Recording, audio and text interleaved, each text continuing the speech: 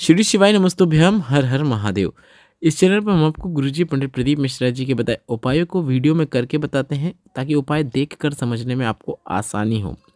उसी श्रृंखला में आज 17 मार्च की तारीख है, दिन सोमवार है और तिथि है संकष्टी चतुर्थी की।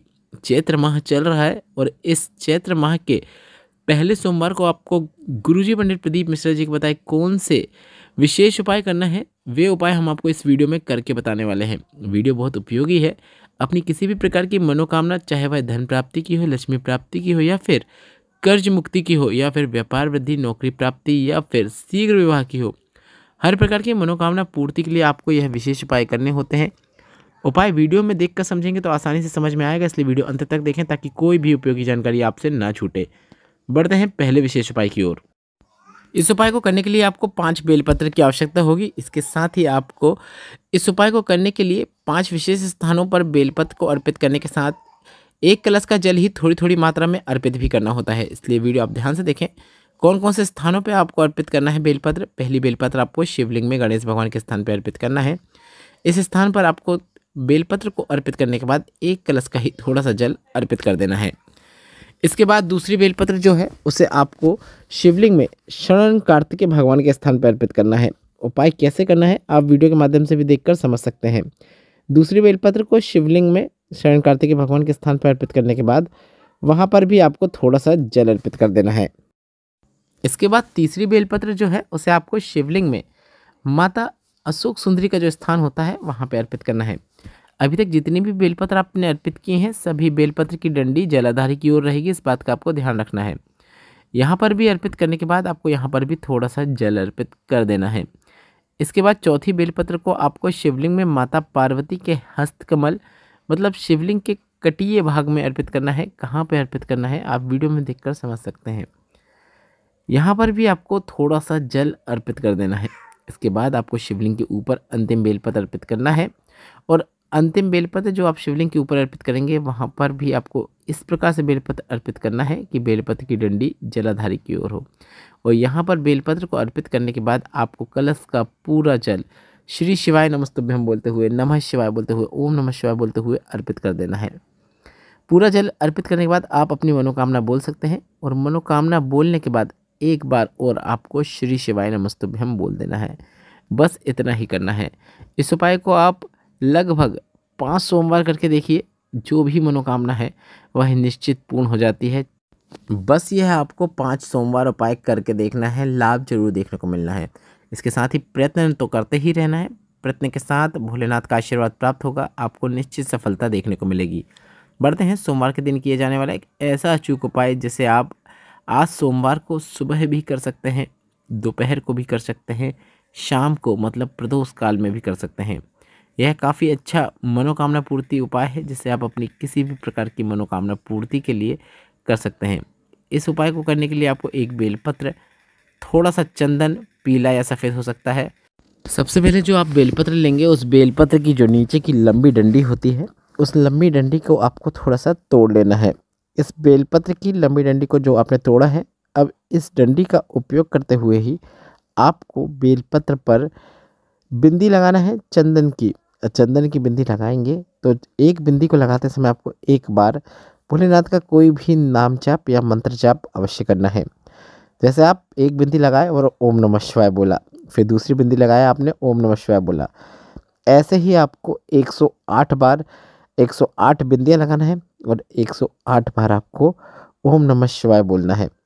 आप कोई भी महादेव का मंत्र बोल सकते हैं। आप चाहो तो ओम नमः शिवाय की जगह श्री शिवाय नमस्तुभ्यम या फिर नमः शिवाय या फिर जो भी आपको भोलेनाथ का मंत्र पता है वह मंत्र बोल सकते हैं, या फिर भोलेनाथ का नाम लेते हुए भी आप यह उपाय कर सकते हैं।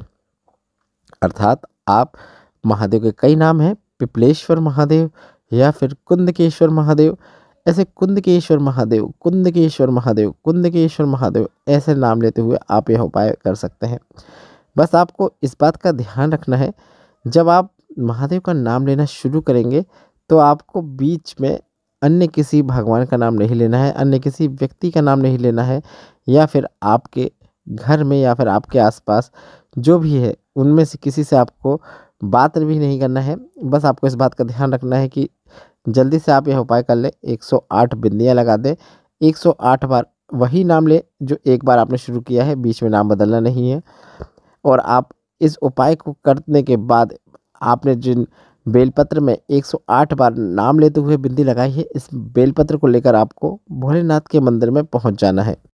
भोलेनाथ के मंदिर में पहुंचने के बाद इस बेलपत्र को आपको शिवलिंग पे 2 स्थानों पर स्पर्श कराना है। कौन कौन से स्थानों पर स्पर्श कराना है आप वीडियो के माध्यम से भी देख सकते हैं। सबसे पहले इस बात का भी ध्यान रखें, बेलपत्र को आप जब शिवलिंग पर स्पर्श कराएंगे, यह बेलपत्र को आप शिवलिंग पे अर्पित करेंगे तो आपको बेलपत्र का उल्टी ही अर्पित करना है जैसे अभी तक आप अर्पित करते आए हैं। आप देख सकते हैं आपको यहाँ पर बेलपत्र अर्पित नहीं करना है। स्थान है माता अशोक सुंदरी का स्थान, आपको वहाँ पर बेलपत्र को सिर्फ स्पर्श कराना है। इसके बाद इस बेलपत्र को आपको माता अशोक सुंदरी के स्थान पर स्पर्श कराने के बाद शिवलिंग के ऊपर अर्पित करने से पहले एक बार माता पार्वती के हस्त कमल पर भी स्पर्श कराना है। मतलब 2 स्थानों पर स्पर्श कराना है और तीसरे स्थान पर आपको बेलपत्र को अर्पित कर देना है। इस बात का आपको ध्यान रखना है। तीसरा स्थान है शिवलिंग के ऊपर जहाँ पर आपको बेलपत्र को अर्पित कर देना है। अर्पित करने के बाद या फिर अर्पित करते समय, मतलब इस उपाय को पूरा करते समय आप श्री शिवाय नमस्तुभ्यम या फिर नमः शिवाय या फिर ओम नमः शिवाय मंत्र का उच्चारण कर सकते हैं। अभी आपको जब आपने बेलपत्र अर्पित कर दी, इसके बाद एक कलश का जो जल है उसे आप श्री शिवाय नमस्तुभ्यम या फिर नमः शिवाय या फिर ओम नमः शिवाय बोलते हुए शिवलिंग पे अर्पित कर सकते हैं। इसके साथ ही कई लोगों का प्रश्न रहता है कि जो बेलपत्र की डंडी थी जिससे हमने यह उपाय किया है, तो उस बेलपत्र की डंडी का क्या करना है। तो आप उस बेलपत्र की डंडी को विसर्जन में डाल सकते हैं या फिर उस बेलपत्र की डंडी को आप अपने गमले में डाल सकते हैं। और इस बेलपत्र को शिवलिंग पर अर्पित करने के बाद एक कलश का पूरा जल अर्पित करने के बाद आप चाहो तो थोड़ा सा जल प्राप्त करके उसका कुंदकेश्वर महादेव का नाम लेते हुए रोगी व्यक्ति को उसका आचमन करा सकते हैं, या फिर इसका जल को थोड़ा सा प्राप्त करके इस जल का छींटन आप अपने घर में कर सकते हैं। आपको पॉजिटिविटी देखने को मिलेगी। यह विशेष उपाय भी आपको लगभग 5 सोमवार करना है। 5 सोमवार अगर आप यह उपाय कर देते हैं तो आपके अटके हुए कार्य पूर्ण होना शुरू हो जाते हैं। जो भी प्रशासनिक कार्यवाही या फिर कोई ऐसी चीज़ है जो पूर्ण होना जरूरी है, फाइल आगे बढ़ना जरूरी है, यह उपाय करने से आपको लाभ देखने को मिलता है। आपको उसके साथ ही कर्म भी करना है। फल की चिंता आपको महादेव के ऊपर छोड़ देना है। कर्म कीजिए, महादेव की भक्ति कीजिए, आपको निश्चित सफलता देखने को मिलेगी। इस वीडियो में बताए गए सभी उपायों से संबंधित अगर आपके मन में कोई प्रश्न है तो आप वे प्रश्न कमेंट बॉक्स के जरिए पूछ सकते हैं। मेरे द्वारा दी गई जानकारी अगर आपको थोड़ी सी भी उपयोगी लगी हो तो इस वीडियो को लाइक करके कमेंट बॉक्स में श्री शिवाय नमस्तुभ्यम या फिर हर हर महादेव अवश्य टाइप करें। श्री शिवाय नमस्तुभ्यम, हर हर महादेव।